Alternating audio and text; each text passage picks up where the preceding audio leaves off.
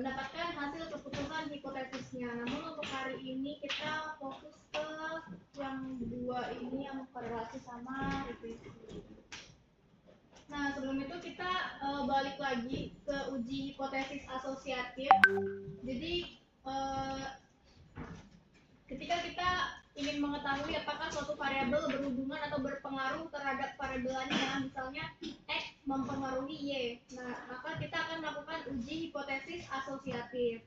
Nah, uji ini digunakan dalam penelitian kuantitatif yang memiliki tujuan menganalisis hubungan atau pengaruh antar variabel. Seperti di sini kalau untuk korelasi dia kan menyatakan hubungan. Jadi contohnya apakah X dan Y saling terkait. Jadi dia hanya melihat korelasinya saja, apakah ada hubungannya, tidak kausalitas yang kayak mempengaruhi itu. Nah, sedangkan kalau regresi dia contohnya seperti yang apakah X mempengaruhi Y. Nah, jadi ini tuh digunakan untuk membuktikan apakah dugaan hubungan atau pengaruh antar variabel hipotesis diterima secara statistik setelah uji asumsi klasik terpenuhi. Nah, jadi hipotesis sendiri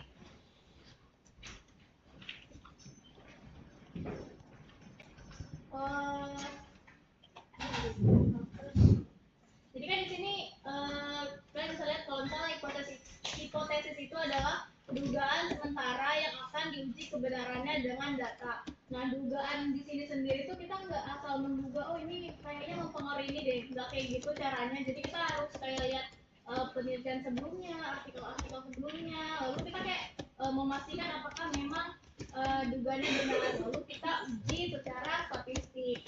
Nah, biasanya tuh ada dua jenis hipotesis. Yang pertama hipotesis nol. Nah, kalau misalnya dituliskan tuh H0 gini kan, lalu artinya dia ada hubungan atau pengaruh antar variabel. Sedangkan hipotesis alternatifnya yang biasanya dituliskan dengan H1 atau HA itu artinya tidak ada hubungan atau pengaruh. Nah, hipotesis ini tuh didasarkan pada nilai signifikansi atau p-value. Seperti biasanya kalau misalnya p-value-nya itu kurang dari 0,05 maka H0-nya diterima. Sedangkan jika p-value-nya itu lebih besar atau sama dengan 0,05 maka H0 ditolak alias H1-nya diterima.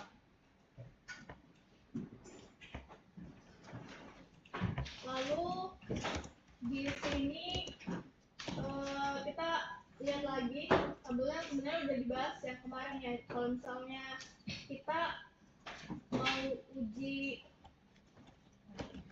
itu tuh harus berdasarkan jenis data sama tujuannya. Jadi uji apa yang kita pakai itu harus didasarkan dengan jenis datanya. Misalnya kalau nominal itu dia untuk menguji hubungan antar kategori. Kalau misalnya kita punya jenis data itu nominal dengan kita tuh mau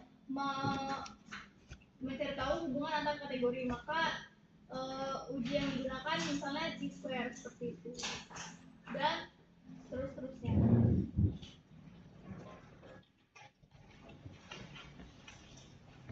Nah, baru kita masuk ke korelasi.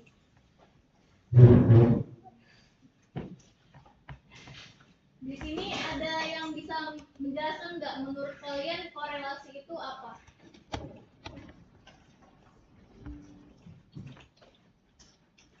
Secara umum dulu deh, korelasi itu apa? Tadi ada disebutkan kok.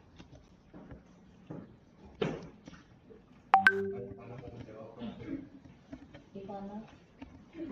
Ya. Jadi korelasi itu kayak teknik buat uji ada hubungan sama apa namanya kayak hubungan antara variabel kita lebih. Jadi kayak tekniknya.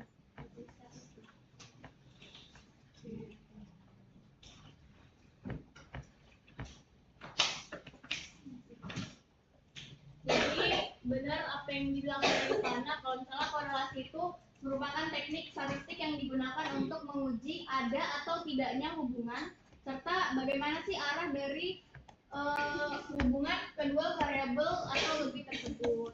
Nah, yang hari ini tuh ganda. Yang mana ini menggunakan jenis data interval atau rasio.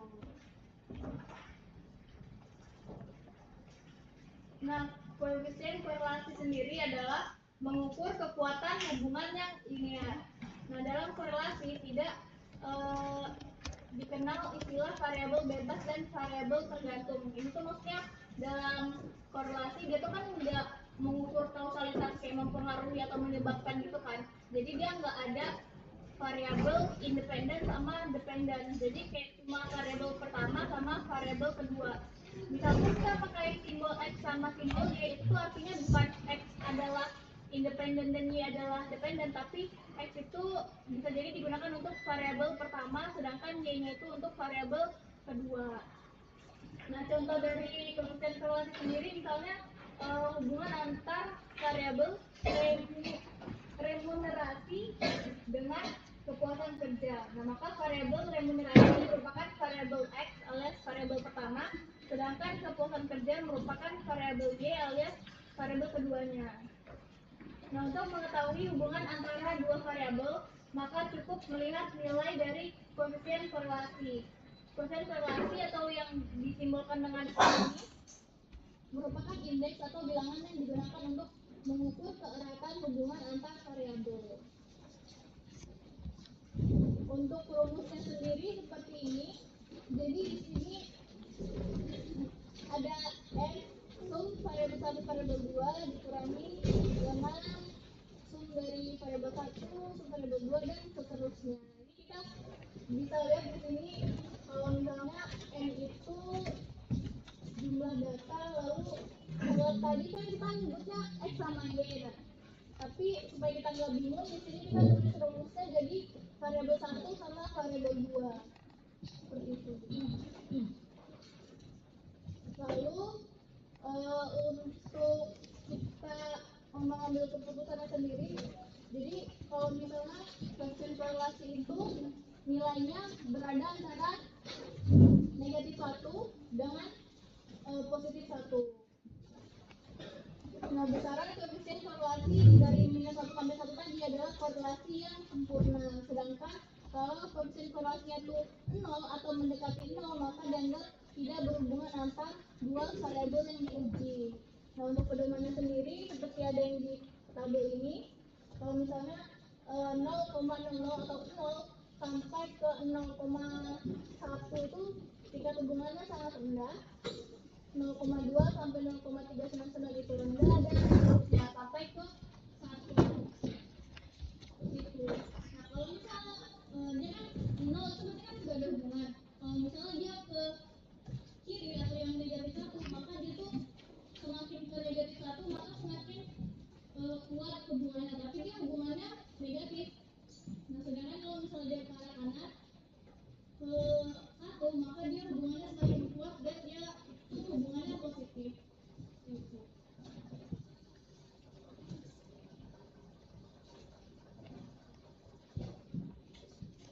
Ini sama aja, tapi kalau misalnya secara visualisasi seperti ini aja. Kalau misalnya korelasinya positif, maka bentuknya seperti yang di gambar 1, sedangkan kalau negatif seperti yang di gambar 2. Seperti itu. Yang kita cari itu dia yang linear. Kalau misalnya kayak gambar 4 itu kan kayak melengkung gitu kan. Gambar 3 itu mungkin tidak seperti itu kan.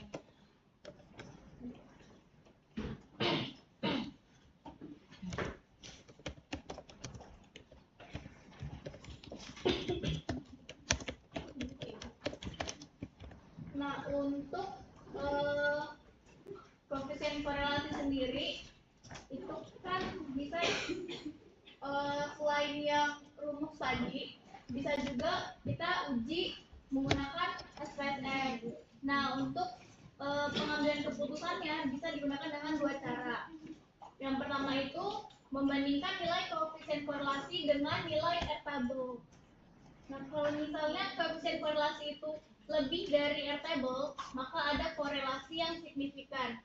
Sedangkan kalau koefisien korelasinya itu kurang dari R-table, maka tidak ada korelasi yang signifikan.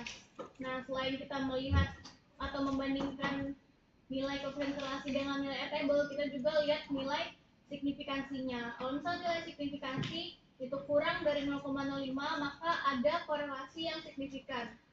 Sedangkan kalau misalnya nilai signifikansinya itu lebih dari 0,05 maka tidak ada korelasi yang signifikan. Yang arah hubungan tadi ini sama kayak yang aku udah jelasin. Kalau minus berarti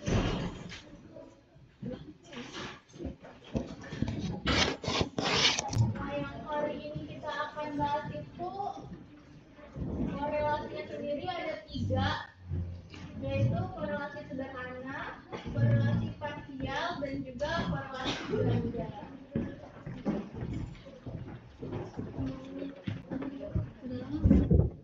Lumayan. Amin.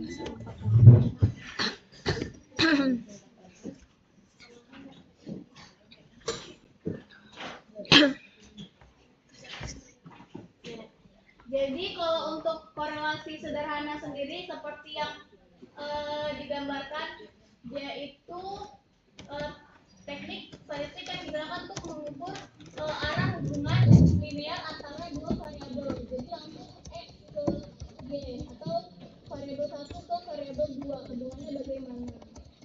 Seperti itu. Sedangkan kalau yang korelasi parsial, dia itu mengukur antara dua variabel juga, cuma dia sambil mengontrol atau menstabilkan pengaruh variabel lainnya. Misalnya di sini kita mau lihat arah hubungannya x1 ke y, nah itu kita juga sambil mengontrol x2.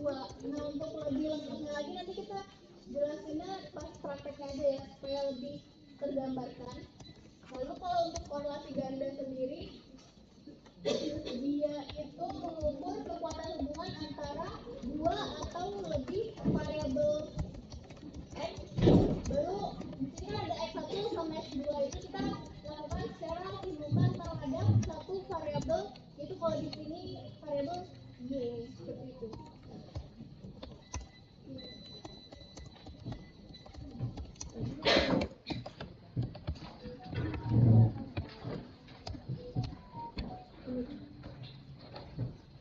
Nah ini kita mau langsung ke contoh dari korelasi sederhana. Di sini kasusnya terdapat data usia dan berat badan anak di sebuah kelas. Nah berdasarkan data ini kita diminta untuk menghitung nilai korelasi di antara keduanya. Jadi kita mau lihat korelasi dari usia sama berat badan.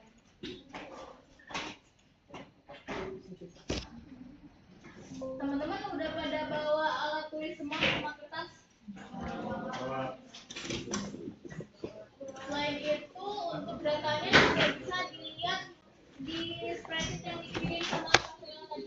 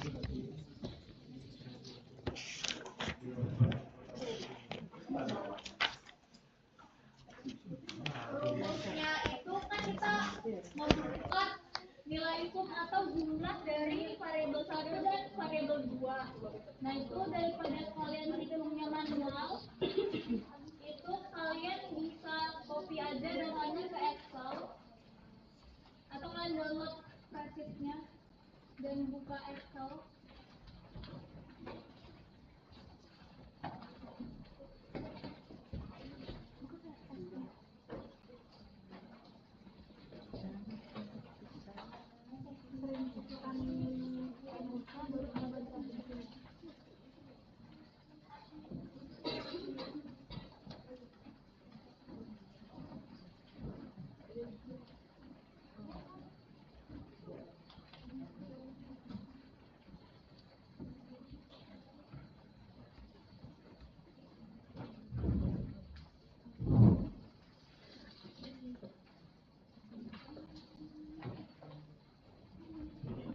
Udah buka Excel-nya masing-masing? Kalau misalnya nggak bisa buka, mungkin sederetannya ada yang bisa buka Excel, nanti temennya bisa lihat. Tapi kalau bisa kalian buka sendiri ya.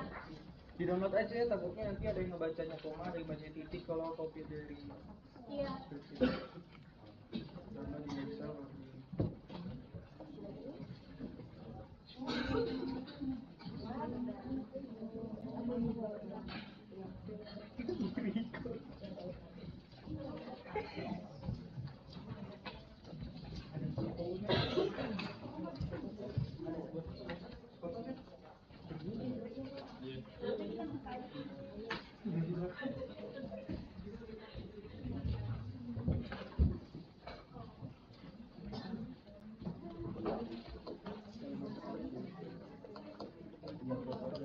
Iya.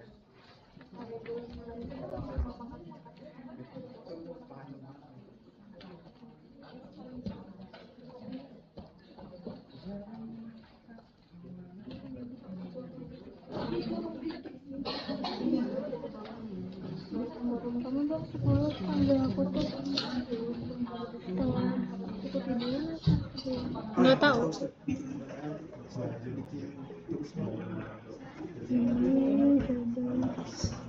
Jadi dari data ini kan baru ada variabel 1 sama variabel 2. Sedangkan kalau di rumusnya itu kita perlu tahu sum atau jumlahnya kan. Jadi kita pakai rumus Excel aja untuk menjumlahkan semua di variabel 1.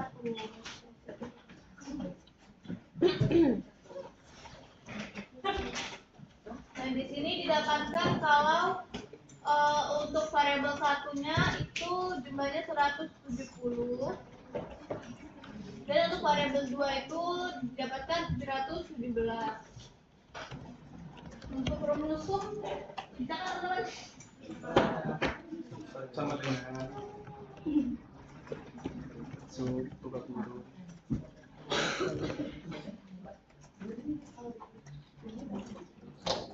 Nah, setelah kita dapatkan nilai jumlah dari variabel 1 dan variabel 2, kita juga perlu mendapatkan jumlah dari variabel 1 di pangkat 2. Jadi untuk stepnya kita menghitung dulu untuk di sini kita lakukannya variabel 1 dulu di pangkat 2. Rumusnya Dikali dirinya sendiri. iya, saya lihat di share screen.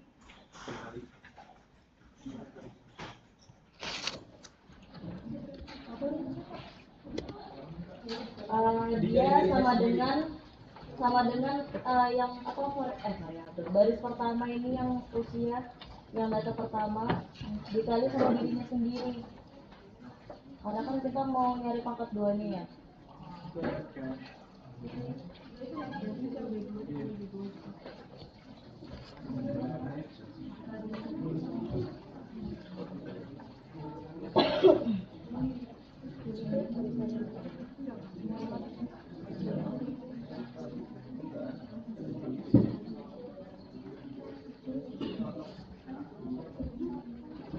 Kamu jangan